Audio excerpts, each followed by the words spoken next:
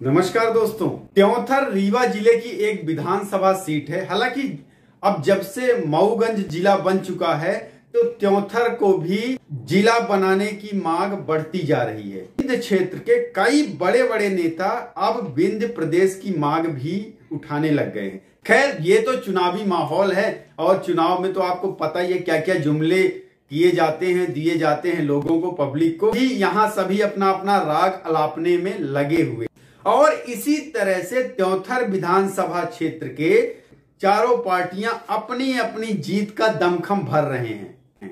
जैसा कि आप सभी को पता है, त्योंथर विधानसभा क्षेत्र उत्तर प्रदेश की सीमा से लगा हुआ क्षेत्र है। यहाँ पर आदिवासी कोल समुदाय की बहुत अधिकता है।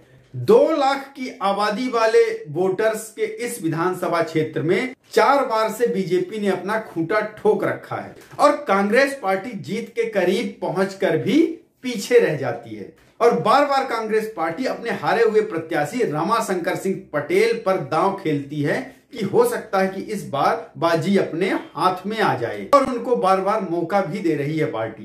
कांग्रेस पार्टी को उम्मीद भी है कि कभी ना कभी तो ये सीट हम जीतेंगे, क्योंकि जीत के इतने करीब पहुंच जाते हैं, उम्मीद बढ़ जाती है कि कभी ना कभी ये सीट कांग्रेस पार्टी को मिलेगी। और शायद इसी उम्मीद पर इस बार फिर 2023 के विधानसभा चुनाव में कांग्रेस पार्टी ने रमाशंकर सिंह पटेल को फिर से चुनावी मैदान पर उतार दिया है। और यहां पर इस चुनावी मैदान में कौन कौन कैंडिडेट है, किस पार्टी से हैं, आइए चलिए एक नजर देख लेते हैं। तो यहां पर बीजेपी से हैं सिद्धार्थ तिवारी, जो कि कांग्रेस पार्टी को छोड़कर आए हुए हैं।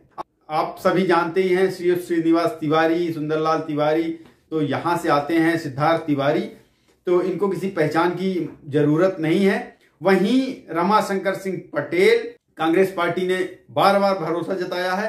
एसपी से इस बार दादा देवेंद्र सिंह है, जो कि बहुत ही ज्यादा ओवर कॉन्फिडेंस हैं कि इस बार का चुनाव बीएसपी ही निकाल ले जाएगी। और दोस्तों, आपको बता दें कि त्योंथर विधानसभा क्षेत्र में क्षेत्रीय राजनीति अपने चरम पर है। यहां जातिवाद बहुत ज्यादा अपने चरम सीमा को पार कर चुका है। यहां पर हर बार ब्राह्मण तो वोटर्स हैं, वो ये चाहते हैं कि कोई ब्राह्मण चेहरा यहां पर चुनाव जीतकर आए। पहले ये विधानसभा सीट कांग्रेस का गढ़ हुआ करती थी कभी, लेकिन अब ये बीजेपी ने अब हथिया लिया है इस सीट को। और पिछले 4 पंचवर्षीय से 1998 से लेके अब तक एक बार को छोड़ दिया जाए, जो कि 2008 में बीएसपी ने जीत हासिल किया था, बीजेपी का कब्जा है इस विधानसभा सीट पर। त्योंथर विधानसभा सीट में कभी पंजे की छाप हुआ करती थी। बहुत पुराने टाइम पर हर घर के आगे आपको पंजे का निशान देखने को मिलता था, बहुत पुराने टाइम पे। अब तो खैर क्या ही मिलता है। 1998 से पहले 4 बार हैट्रिक लगाई थी कांग्रेस पार्टी ने इस विधानसभा सीट से। उसके बाद से 1998 से 2008 के चुनाव को छोड़ दिया जाए तो बाकी अभी तक बीजेपी ने कब्जा कर लिया। लेकिन 2008 के चुनाव में हाथी की जैसी एंट्री हुई, सारा खेल बिगाड़ दिया बीच में बीजेपी का। अब फिर से लेकिन बीजेपी ने अपनी सीट को अपने कब्जे में ले लिया है। वर्तमान समय में यहां से तो श्यामलाल द्विवेदी बीजेपी के, जो कि यहां से विधायक हैं, उन्होंने जीत हासिल की थी। कांग्रेस के रमाशंकर सिंह पटेल को 5343 वोटों से हराया था। जहां श्यामलाल द्विवेदी को इस विधानसभा 2018 के चुनाव में 52,729 वोट मिले थे, वहीं कांग्रेस पार्टी के रमाशंकर सिंह पटेल को 47,386 वोट मिले थे। और वहीं बीएसपी के गीता राजमणि माझी को 17,396 वोट मिले थे, जो कि दादा देवेंद्र सिंह एक मजबूत कैंडिडेट हैं त्योंथर विधानसभा सीट से। वहीं आप बात कर लेते हैं सिद्धार्थ तिवारी की। अभी पिछले 10 दिन तक सिद्धार्थ तिवारी का इतना ज्यादा माहौल नहीं बना था। लोग बाग इधर उधर से बातें कर रहे थे, लेकिन 10 दिन के अंदर ही इतना बड़ा जन समर्थन मिल चुका है सिद्धार्थ तिवारी को, यानी बीजेपी को, कि अब लगता है कि चुनाव किस करवट होगा। अब देखते हैं कि सिद्धार्थ तिवारी के साथ में कैसे जन समर्थन मिल रहा है।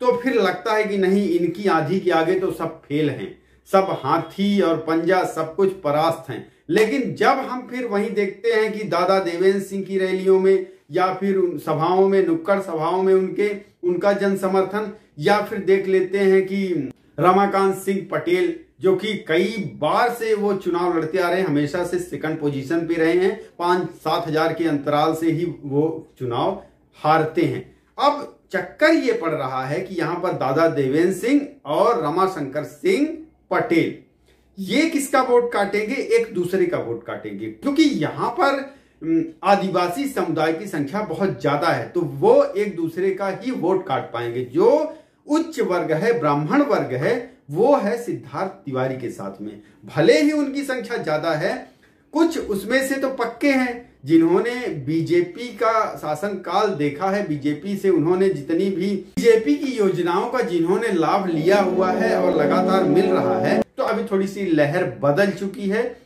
ऐसा लग रहा है कि 5वीं बार फिर से बीजेपी अपनी सीट को बचा पाएगी। 2013 के चुनाव में यहां से बीजेपी ने रमाशंकर तिवारी को बीजेपी कैंडिडेट बनाया था, जो कि कई बार विधायक रह चुके हैं और काफी कद्दावर नेता थे स्वर्गीय रमाशंकर तिवारी। कांग्रेस पार्टी के रमाशंकर सिंह पटेल को 9,757 वोटों से परास्त किया था और इसमें तीसरा स्थान रहा रामगरीब कोल का, जो कि अब सिरमौर विधानसभा सीट से कांग्रेस के प्रत्याशी हैं।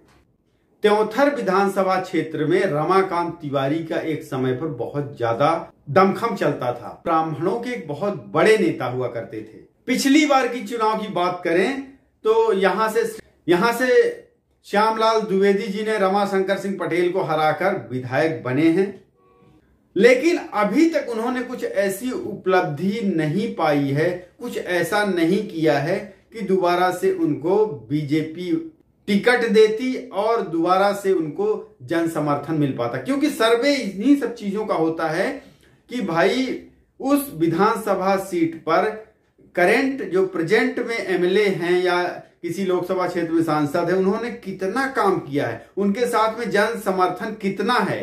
तो इन सब चीजों को देखते हुए इस बार फिर श्यामलाल द्विवेदी जी को टिकट नहीं दी गई। त्योंथर विधानसभा क्षेत्र खनिज संपदा, धान, दाल, तिलहन के लिए बहुत ही फेमस और प्रसिद्ध माना जाता है। यही नहीं, यहाँ पर हीरा, सोना और शिला के भंडार भी पाए जाते हैं। प्राचीन काल में बौद्ध स्तूप, कोठार और कोलगढ़ी, कोल राजाओं के महल यहाँ पर आकर्षण के केंद्र रहे हैं। इन सब चीजों के बावजूद त्योंथर विधानसभा क्षेत्र की आर्थिक स्थिति ठीक ठाक नहीं है। यहाँ का जो किसान है वो परेशान रहता है हमेशा। यहाँ की जो क्षेत्रीय राजनीति है वो उस पर जातिवाद हावी है।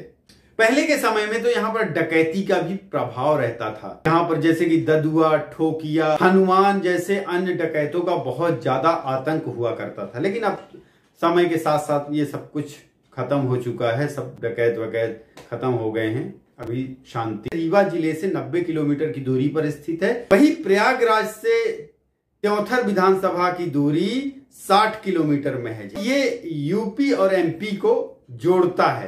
पर्यटन क्षेत्र में यहाँ पर कोलगढ़ी, सुहागी घाटी और इसी घाट के ऊपर प्रसिद्ध अड़गड़नाथ मंदिर, भगवान शिव का मंदिर, गमा में स्कंद माता मंदिर और यहाँ पर एक मनमोहक झरना भी है, जिसके बताते हैं कि जिसके करीब जाने पर उसका आकार बढ़ता जाता है उस झरने का।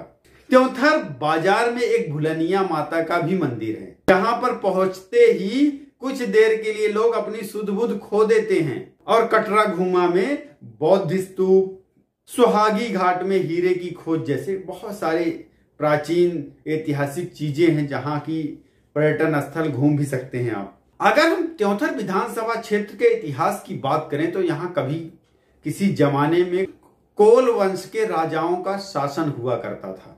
यह क्षेत्र टमस नदी और खरारी नदी के संगम के बीच में स्थित है। अगर हम इस विधानसभा क्षेत्र का 30 साल से पुराना इतिहास उठाकर देखें, 1977-80 के दशक में यहां से श्रीनिवास तिवारी जी 2 बार विधायक रह चुके हैं। तो दोस्तों 2023 का जो चुनाव है बहुत ही रोचक है इस विधानसभा क्षेत्र में, क्योंकि कोई भी किसी से कम नहीं है। यहाँ का जो गणित है, यहाँ का जो समीकरण है ना, उसका आप हिसाब लगाना बड़ा मुश्किल है, क्योंकि हर हफ्ते यहाँ का कुछ ना कुछ बदलता जा रहा है। बीजेपी से सिद्धार्थ तिवारी कहीं ना कहीं नए कैंडिडेट हैं वहां के लिए और भीतरघात का भी डर है। से कितना ही जन समर्थन मिल रहा है, लोगों का सपोर्ट मिल रहा है, लेकिन कहीं ना कहीं अंदर से भी लोग खार खाए बैठे हुए हैं। वहीं बीजेपी से ही जिनको टिकट नहीं मिली और बीएसपी में गए दादा देवेंद्र सिंह, क्योंकि वो बहुत ही धुरंधर कैंडिडेट हैं, वो भी उनकी अपनी अलग पैठ है। फिर बीएसपी का उन्होंने ठप्पा लिया हुआ है ना, तो इस पे उनको वोट भी काफी मिलना है। रमाकांत सिंह पटेल को बार बार कांग्रेस पार्टी इनके ऊपर भरोसा कर रही, टिकट दे रही, तो कहीं ना कहीं उम्मीद है और हो सकता है कि इस बार ये अपनी उम्मीद पर, पार्टी की उम्मीद पर खरे उतर जाएं। तो ऐसे ही तमाम जानकारी पूरे वीडियोस के लिए बने रहिए चैनल फाइंडोस पर। चैनल फाइंडोस को सब्सक्राइब कर लीजिए ताकि आपको ऐसे वीडियोस मिलते रहे, आप मिस नहीं।